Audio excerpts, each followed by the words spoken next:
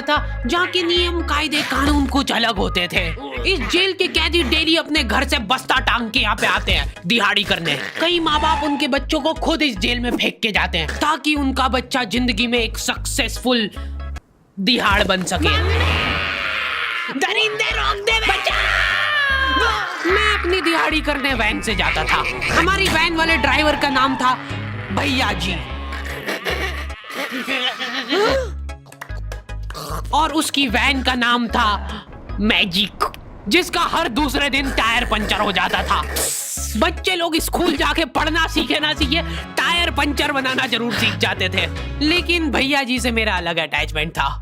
उनसे मेरे को दिल से नफरत थी। ये आदमी सुबह 5 बजे आके मेरे घर के सामने हॉर्न बजाता था। अरे भैयू, ओए भैयू, जल्दी से तैयार हो जा बेटा, 5 मिनट में निकलना है फटाफट। 9 बजे का स्कूल है यार हमारा।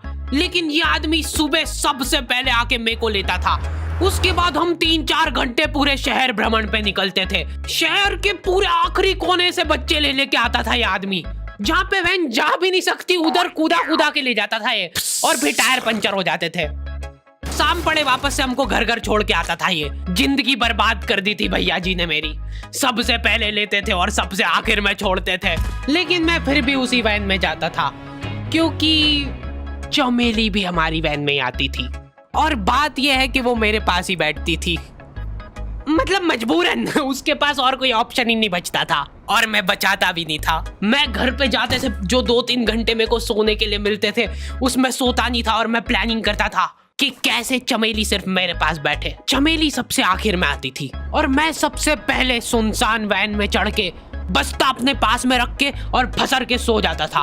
बाकी सारे बच्चे अपना बस्ता गोदी में रखते थे क्योंकि तुम्हारे बाप की वैन नहीं है, मतलब मेरे भी नहीं थी, पर मेरे ऊपर भैया जी को तरस आ जाता था कि बेचारा 5 बजे से आया है, तो वो सोने देते थे। अरे कैसे चला रहा है ये गाड़ी? रुक जा, गाड़ी चलाना नहीं आती क्या? देखो, आदमी इतना तभी चिढ़ता है जब उसकी जिंदगी में कोई लड़की ना हो। नहीं है ना? नहीं, मैं समझ सकता हूँ लड़की ना होने का दुख दर्द। मैं भी किसी जमाने में लड़कियों की तलाश में गली मोहल्ले भटकता था। फिर एक दिन मेरे पास से वो निकली। जैसे ही मैंने हैपन खोल के देखा उसकी आईडी मेरे फोन पे चमक रही थी। हैपन ये एक रियल लाइफ डेटिंग ऐप है। यहाँ पे तुमको वो लोग मिलेंगे जो तुम्हारे आस पड़ोस से निकले हो कभी ना कभी। 100 किलोमीटर दूर रहने वाले लोगों से बात करके फायदा ही क्या जब तुम मिल ही ना पाओ। और अगर तुम्हारी घिनौनी शक्ल देख के यहाँ पे तुमसे कोई प्यार मोहब्बत नहीं भी करता है तो तुम फ्रेंडशिप तो कर ही सकते हो फिर भी। So go and check it out happen. Link is in the description. लेकिन मैं सोता नहीं था। मैं आंख बंद करके चमेली के घर का इंतजार करता था। तो क्योंकि चमेली आखिरी में आती थी तो वैन पूरी पैक पुक हो रखी होती थी। बच्चे बाहर उबल रहे होते थे और मैं अपना बस्ता पास में रख के एक्टिंग देखो एक्टिंग। और जैसे ही वो आती थी, हड़बड़ाना नहीं, ऐसे टाइम पे हड़बड़ाते नहीं है कि फटाफट बैग उठाया और आओ इधर बैठो जल्दी। मत करना ये हरकत, भाग जाएगी वो। ठरक नहीं झलकना चाहिए जरा सिक भी, एकदम सटल रखना है। क्या हुआ? और कहीं जगह नहीं है क्या? तेरे मुंह में मूत दूंगा मैं। अच्छा ठीक है, इधर ही बैठ जाओ। देख रहे हो एक्टिंग देखो तुम लौंडे की। ना जाने कौन सी नशीली खट्टी मीठी खुशबू लगा के आती थी चमेली। आज तक उसकी खुशबू है मेरी नाक में। मैं वो खुशबू का पूरा मजा ले ही रहा होता हूँ, इतने में एकदम भभका बास आती है निकाह से। जैसे ही मैं बाहर झांकता हूँ, मरा हुआ कुत्ता पड़ा है वहाँ पे। एक काली कार सूख करके निकली और मेरे बच्चे को मार दिया। कैसे करके निकली? शूक। ऐसे नहीं निकली थी, मैं यहीं पे खड़ा था, वो कार आई थी और जैसे ही वो बच्चा नीचे आया तब वो खड़ा, वो बच्चा चिल्लाया और फिर कार शूक करके भाग गई। उधर कुछ बच्चे ऑटो रिक्शा से भी आते थे स्कूल। ऐसा लगता था कि पूरे स्कूल के बच्चे इस एक ऑटो रिक्शा में ठूस ठूस के ले जाता है वो। ये ऑटो वाले और भैया जी दोस्त थे और अब ये बीच सड़क पे रेसिंग लगवा रहे हैं। इनकी गाड़ियां उबला रही है बच्चों से, पर फिर भी नहीं मान रहे ये लोग। नहीं जीतूंगा। स्कूल जाके वो पीछे मुलट के देख रहा है तो एक बच्चा नहीं बचा उसके ऑटो रिक्शा में। हमारे भैया जी बेचारे पीछे से उनके गिरे हुए बच्चों को उठा उठा के ला रहे थे। ये सब हरकतें करके हम लोग जैसे तैसे कैद खाना पहुंच जाते हैं। सुबह 5 बजे से निकलने के बावजूद हम लोग लेट पहुंच रहे हैं। वहाँ पे पहुंच के हमने देखा कि 4 लौंडे मरे हुए पड़े हैं। जिनको डॉन ने मारा है। डॉन हमारे स्कूल की इंचार्ज थी। डॉन का कद छोटा था और पेट मोटा था, और आश्चर्य की बात यह है कि समय के साथ उसकी हाइट कम हो रही थी। मतलब बड़े नहीं बड़े वो चलता एक बार को, पर इसकी कम हो रही थी। डॉन बहुत स्ट्रगल करके कार से स्कूल आती थी खड़े होके, क्योंकि बैठ जाए तो उसको सामने की सड़क नहीं दिखती थी। वो अलग बात है, खड़े होके भी पूरा नहीं दिखता था। हर रोज 2-4 कुत्ते कुचलते हुए आती थी वो। फिर मेरे को समझ आया कि रास्ते में जो कुत्ते दिखे थे वो डॉन इस कैद खाने में छत पे बैठी रहती थी स्नाइपर लेके। कोई भी कैदी कुछ गलत गतिविधि करता हुआ दिखता था तो वहीं पे, मैडम इनकी लाश का क्या करना है? अरे ये तो आपको पता ही है। कहाँ रह गए थे यार झमू दीदी, फटाफट ये खून वून साफ करो। झमू दीदी बुलेट से स्कूल आते थे और ये अफवाह फैली हुई थी पूरे स्कूल में कि उनके घर पे मर्सिडीज भी है। लेकिन झमू दीदी हम्बल रहना पसंद करते हैं। ऐसा कहा जाता था कि ये स्कूल ऑन पेपर झमू दीदी के नाम पे ही है, पर वो हम्बल रहने के लिए यहाँ पे झाड़ू पोछा लगाती है। वैसे मैडम इन्होंने करा क्या था? गैर कानूनी पेन फाइट का सट्टा खेलते थे ये लोग क्लास में। उससे मेरे को प्रॉब्लम नहीं है, मेरे को क्यों नहीं? हाँ, हमारी क्लास में पेन फाइट का सट्टा चलता था। हमारे इधर जो लौंडा पेन फाइट में जीतता था, सामने वाले का पेन उसका हो जाता था। कुछ बच्चे अपना सब कुछ दांव पे लगा देते थे और कर्जे में डूब जाते थे। फिर भी वो लोग हार नहीं मानते थे और अपने दोस्त से पेन उधार लेके खेलते थे और वापस हार जाते थे। तो अब क्लास में कुछ बच्चों के पास पोटला भर के पेन पड़ा है और कुछ बच्चों के पास पेन ही नहीं है। पेन इस कैद खाने की करेंसी थी। जिसके पास जितने महंगे पेन वो उतना रईस। यहाँ पे ब्लैक में पेन इधर उधर होते थे। नॉर्मल लोगों के पास होते थे 5 रुपए वाले जीफी जेल, जो कि तुम एक पन्ने पे लिखोगे तो पीछे 10 पन्ने तक छप जाएगा। और उनसे भी गए बीते लोग होते थे जो 3 रुपए वाला यूज एंड थ्रो लेके आते थे और उससे भी उनकी अच्छी राइटिंग आ जाती थी। बहुत चिढ़ मचती थी यार मैं कौन से। और कुछ चुनिंदा रईस लोग होते थे जिनके पास होता था ट्राईमैक्स। हर बच्चे का सपना होता था कि उसके पास एक ट्राईमैक्स हो, साथ में आसपास 2-4 लड़कियां हो। मेरे को प्लीज मेरे को यहाँ पे ऑटोग्राफ दे दो। ये लो ट्राईमैक्स किंग के, ये ट्राईमैक्स क्या बात कर रही है सही में? एकदम रईस लोग ही अफोर्ड कर पाते थे ट्राईमैक्स। वो बाबड़े भी एक एक अक्षर लिख के रिफिल खोल के देखते थे। खाली हो रही है तो एक बार एक रईस बच्चे का ट्राईमैक्स चोरी हो गया। पूरे स्कूल में हाहू मच गई थी। वो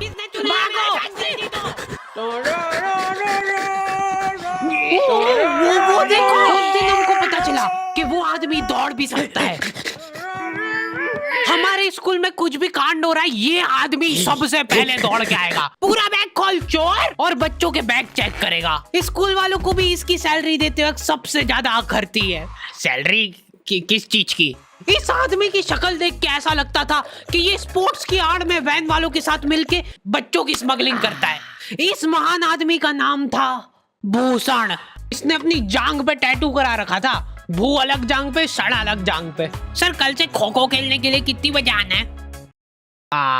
वो तो बैग चेक करा पहले तू। इन्होंने पूरे कैद खाने के कैदियों को लाइन से खड़ा कर दिया है। पेन हमारी क्लास के बच्चे का गुमा है और पूरे स्कूल में ढूंढ रहे हैं लोग। आखिरी में पता चलता है कि वो बच्चा घर पे भूल के आ गया था उसका पेन।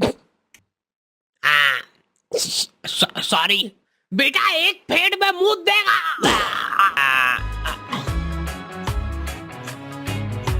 ऐसे तो नमूने बच्चे थे हमारे स्कूल में, और टीचर लोग उनसे भी गए बीते थे। हमारे स्कूल में टीचरों को उनके नाम से कोई जानता ही नहीं है। बच्चों ने उनकी हरकतों के अनुसार टीचरों के नाम रखे हुए। हमारे इंग्लिश वाले टीचर का नाम था छोटा भीम। इससे चिड़चिड़ा आदमी मैंने आज तक नहीं देखा। छोटा भीम की हॉबी थी लड़कों को कूटना। उस बेचारे की हाइट छोटी थी तो बच्चे के मुंह तक उसका हाथ ही नहीं पहुंचता था। बेचारा उचक उचक के मारता था, फिर भी कमर तक ही हाथ पहुंच पाता था उसका। एक पॉइंट पे मेरे को ऐसा लगने लग गया था कि उसको सैलरी लड़कों को कूटने की मिल रही है। कभी किसी बच्चे को बहुत ज्यादा मार दिया, घायल हो गया वो बेचारा, ये लो आपका एक्स्ट्रा बोनस। होमवर्क तुम्हारा बाप करेगा क्या? सर मेरे पापा मर गए थे। तू भी मर जा। ये लो। अरे वाह, नहीं चल रही, सांस तो नहीं चल रही है। हाँ कंफर्म मर चुका है ये। ओह ये लो आपका प्रमोशन हो गया है। लड़कियों से उसका अलग अटैचमेंट था। कौन सा परफ्यूम लगा के आई हो? सर थोड़ा दूर रहो। अरे मैं कुछ कर थोड़ी ना। भोली सी सूरत और आंखों में ठरक लेके स्कूल आ जाता था ये daily. So this means that he will jump over it and then he started. ये आदमी इंग्लिश को इंग्लिश में ही ट्रांसलेट करके चल जाता था हमारी नंगी आंखों के सामने। इधर वॉशरूम में मौत का नंगा नाच मचा रखा था लॉन्डो ने। 4 लॉन्डे दिन भर वॉशरूम में जाके खड़े हैं, कुछ भी नहीं कर रहे वो लोग वहां जाके। उनको बस मन की शांति मिलती है वहां जाके। अगले दिन उन चारों ने प्लानिंग करी, कुछ तो प्रोडक्टिव करते यार वहां जाके। अगले दिन वो सब पानी की बोतल लेके गए। अब वो पानी पी पी के हाथों हाथ मूत रहे हैं। और ये टीचर लोगों को प्रॉब्लम क्या है, बच्चे अगर वॉशरूम जा रहे हैं तो एक गया है तो अभी दूसरा नहीं जा सकता है। क्यों? तुम्हारे घर की लेटरिन थोड़ी ना है वो कि एक टाइम पे एक जना यूज कर सकता है। मान लो वो 2 जने अगर वॉशरूम में मिल गए तो वो क्या कर लेंगे ज्यादा से ज्यादा? भाई यहाँ का बल्ब निकाल लेते हैं ना। हाँ निकाल लो, फीस भरी है अपन ने। लॉन्डो को ऐसा लग रहा है कि इन्होंने फीस भर के पूरा स्कूल खरीद लिया है। 10 लॉन्डे कॉरिडोर में छाती चौड़ी करके चल रहे हैं प्रिंसिपल के सामने। प्रिंसिपल को इग्नोर कर रहे हैं ये लोग। इनको ऐसा लग रहा है कि इन्होंने फीस भर दी है तो प्रिंसिपल इनके पैर पड़ेगी। उनमें से आधों ने फीस भरी भी नहीं है। हमारा स्कूल बिल्कुल सेफ नहीं था। हमारे वॉशरूम में चोरियां हो जाती थी यार। बल्ब चोरी करने के बाद सब लोग अंधेरे में मूत रहे एक दूसरे के जूते पे। उधर कर। उसके बाद पूरे वॉशरूम में कुछ दिख नहीं रहा है चोरी करने का। तो ये लोग हाँ नल उखाड़ के ले गए। नल कौन ले जाता है? कभी वो मछली वाले साबुन चोरी हो जाते थे, कभी ये फिनाइल की सफेद गोली को माउथ फ्रेशनर समझ के खा जाते थे। भाई इसको चबा मत, इसको चूस, ज्यादा देर तक चलेगी ऐसे। ठंडक हो रही भाई, ठंडक।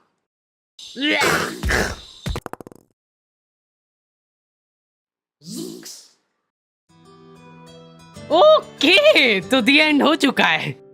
होपफुली तुम लोगों को ये वीडियो पसंद आई होगी। अब कोई भी रोएगा नहीं। किधर गया? वो मर चुका है। लो भाई तुमको जो चाहिए था ले आया हूँ मैं। अपने दोस्तों को ब्लैकमेल करो उनकी गंदी फोटोज दिखा के कि उनको ये वीडियो मजबूरन देखना पड़े। बाकी अगर तुमको इसका सेकंड पार्ट चाहिए तो 2.5 लाख लाइक्स कर दो फटाफट।